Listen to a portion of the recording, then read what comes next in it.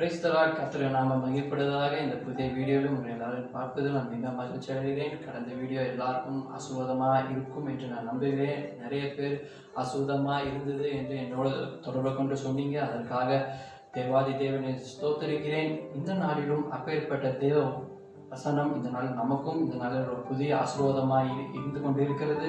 இந்த நாளில் நம்ம எந்த வசனத்தை கொடுத்து நம்ம தியானிக்க போகிறோம் என்றால் சங்கீதம் 51:10. சங்கீதம் 51:10. தேவனே சுத்த இருதயத்தை என்னிலே சிருஷ்டியும், நிலைவரமான ஆவியை என் உள்ளத்தில் புதுப்பியும்.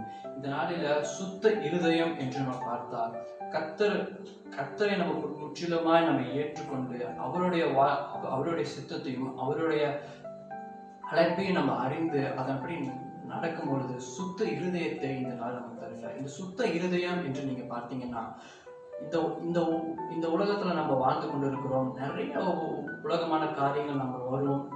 சில நேரத்துல நம்மளை அறியாமலே நம்ம நிறைய நேரத்துல பாவத்துக்குள்ள நம்ம போகிறோம். பாவத்துக்குள்ளாக போகும்போது என்னன்னா, முதலாவது நம்ம பாதிக்கப்பட்டது என்னவா இருக்கும் என்றால் நம்முடைய இருதயத்தை தான் முதலாவது அந்த பாவங்கள் பாதித்து கொண்டு இருக்கிறது. அப்போது நம்ம பாவத்தில் நம்ம ஏதாவது ஒரு சிறிய காரியங்கள் செய்கிறனால அது என்னவா மாறுகிறது என்றால், அது கர்த்தருக்கு விரோதமான செயல்கள் மாறுது. அந்த கர்த்தருக்கு விரோதமான செயல்கள் தான் நம்ம என்ன சொல்லுகிறோம், பாவம் என்று சொல்றோம். அப்ப பாவம் நம்ம அந்த காரியத்தை நம்ம செஞ்சு முடிச்சதுக்கு அப்புறம் என்னவா இருக்குன்னா, நம்ம இருதயம் என்னவா இருக்கிறது, கரைப்பட்டதா இருக்கிறது.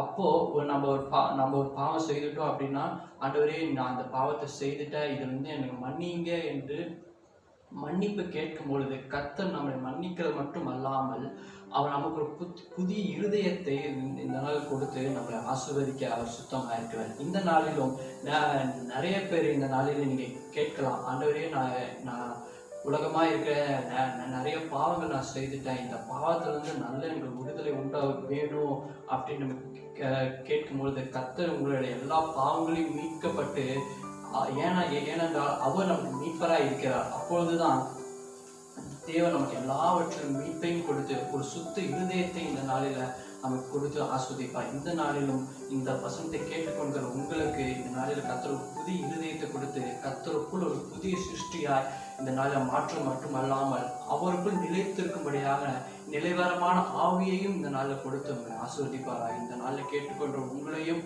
உங்கள் குடும்பத்தையும் இந்த நாளில் கர்த்தர் ஆசீர்வதித்து வழிநடத்துவாராய். God bless you.